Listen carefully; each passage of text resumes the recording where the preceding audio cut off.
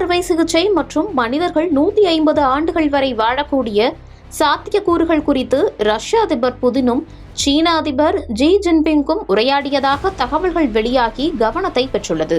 என்ன விவரம் என பார்க்கலாம்.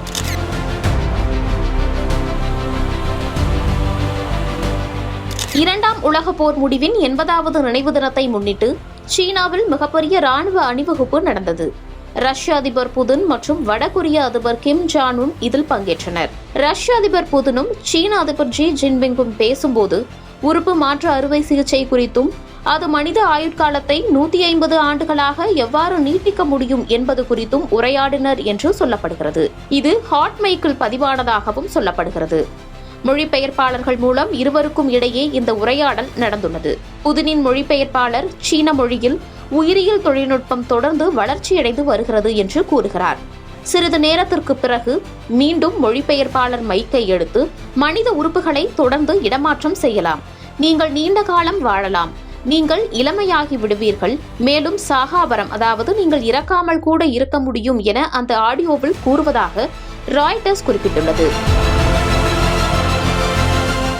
இந்த நூற்றாண்டில் மனிதர்கள் 150 ஆண்டுகள் வரை வாழக்கூடும் என்று சிலர் கணிக்கின்றனர் என்று சீன மொழியில் ஜின்பிங் பதிலளித்துள்ளார். ரஷ்ய மொழியில் தனது கருத்துக்களை வெளியிட்ட ஒரு மொழிபெயர்ப்பாளர், முன்னதாக மக்கள் அரிதாகவே 70 வயது வரை வாழ்ந்தார்கள், ஆனால் இந்த நாட்களில் 70 வயதில் நீங்கள் இன்னும் ஒரு குழந்தைதான் என்று நகைச்சுவையாக ரஷ்ய அதிபரை பார்த்து கூறினார். 1 நிமிடத்திற்கும் குறைவாகவே அந்த ஆடியோ இருக்கிறது. இதற்கு பிறகு கிம் ஜாங் உன் இருவரையும் பார்த்து சிரித்துக் கொண்டிருப்பதை காண முடிந்தது. ஆனால் அவர் உரையாடலை புரிந்து கொண்டாரா என்பது தெரியவில்லை.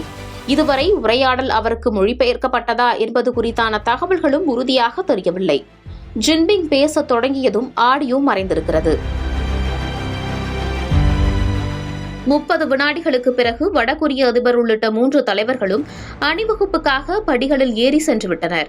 ஏற்கனவே புதின் பாடி டபுள் செய்து வருகிறார். அலாஸ்காவுக்கு வந்த புதினின் கன்னங்கள் சற்று பருமனாக இருக்கிறது. வழக்கத்தை விட அவர் மிகவும் கலகலப்பாகவும் மகிழ்ச்சியாகவும் காணப்பட்டதாகவும் சர்ச்சைகள் எழுந்தது. இந்நிலையில் 150 ஆண்டுகால வாழ்க்கை உறுப்பு மாற்றம் குறித்து பேசியதாக சொல்லப்படுவது மேலும் ஊகங்களை கிளப்பியிருக்கிறது.